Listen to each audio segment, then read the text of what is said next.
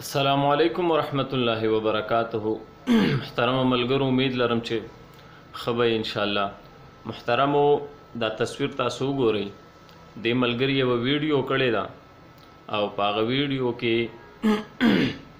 د یو کس خوب بیان کړی، هغه در اخیستی او هغې بنیاد جوړ کړی او د جمعیت علماء اسلام خلاف استعمال کړی. نو محترمو، د کم کس چې خوب لیدلی دا خو نه د جمعیت علماء اسلام کوم عهدیدار دی او نه کوم بل داسې د جمعیت علماء اسلام مستند کس دی، یو عام کس دی. خوب یې لیدلی بیان کړی، والله عالم چې دا څوک دی. کیدای شي د دوی کس د جمعیت علماء اسلام د بدنامېدو دپاره یې استعمال کړی، دا هم کیدای شي. خو محترمو، زه تاسو ته د دغه خلکو حقیقت ښایم. هغه یو په پښتو کې یو متل دی، و یوه چیلې او یوه ګډه دواړه روان وو. نو هغه ګډې ټوپ ووهه، نو شرمګاه ښکاره شوه.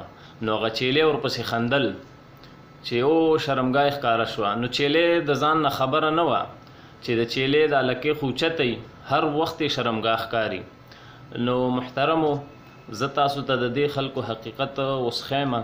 دا ملګری چې کوم دی دا د پی ټی آی والا دی او بیا د اشاعت والا نوم استعمالی.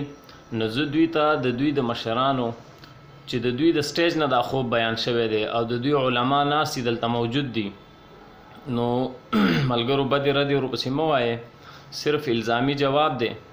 او د دوی د مشرانو دا خوب وګورئ چې خوب یې بیان کړی او نبی پاک صلی الله علیه وسلم ته دوی هغه خپل د دوی چې کم تنظیم جماعت دی هغه نبی پاک صلی الله علیه وسلم ته دوی ورکولو ته تیار نه دي، وایي نه دا موږ نه درکو تاسو له. نو دغه ویډیو در سره تر اخره وګورئ او مخکې در سره خامخا شیر کوي چې د دې خلکو د دې جهالت او د منافقت نه دا پرده اوچته شي. نو په دې تاسو جمعیت علماء اسلام نشي بدنامولی ان شاء الله الرحمن. دی چې څنګه وایي داسې ملګري دي، خوبونه ویني، مبشرات دي، سړی خوشحال شي. نو داسې خو ما ملګرو له ویلي وو او چرې ما د هغې بیان نه دی کړی، چرې مې تذکره نه ده کړې. خو زه تاسو به هم خوشحال شئ، استادان دی به هم خوشحال شي، ملګري به هم خوشحال شي. په دې تېره روژه کې درس پنځپیر کې شروع و، شیخ صاحب درس کولو او زه د شپې روژه وهدومه، یو خوب مې ولیدو او بیا دلته راغم، ملګرو له مې څاروي او زیر مولي صاحب هم ناست و، نور ملګري هم ناست وو. په میره ما خو بېګا یو عجیبه خوب لیدلی دی، ډېر عجیبه منظر و. تاسو پوهېږئ چې جوړېدی یې اوس خوبونو پسې شول، خو نه، مونږ تاسو سره مخکې وي چې دا مبشرات زیري د سړي زړه خوشحال شي. د الله پیغمبر جناب رسول پاک صلی الله علیه و آله وسلم دی، هغوی ما ته بذات خود وایي یاره ستاسو کوم امیر محترم طیب شیخ صاحب زموږ امیر محترم دی یادوله، وایي ما دنه یو څو څیزونه وغوښتل.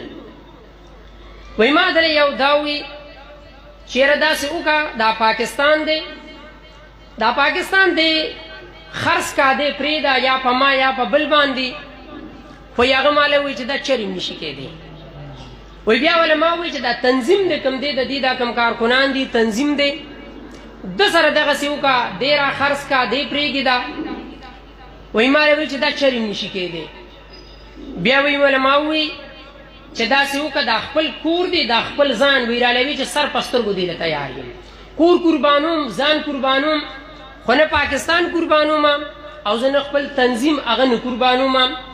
بیا مې هغه ټیم کې شیخ صاحب لا عزیر مولانا صاحب شیخ صاحب ته ټلیفون وکړو، هغوی هم ډېر زیات خوشحال شول. بیا په درس کې تذکره وکړه، خو دا تذکره ما چا سره کړې نه وه، بس دا د زړه د خوشحالۍ یو اواز و، دا هم ما ستاسو وړاندې کړو. څوک خوشحالېږي به پې خوشحال شي، الله دې پې موږ ټول خوشحال کړي.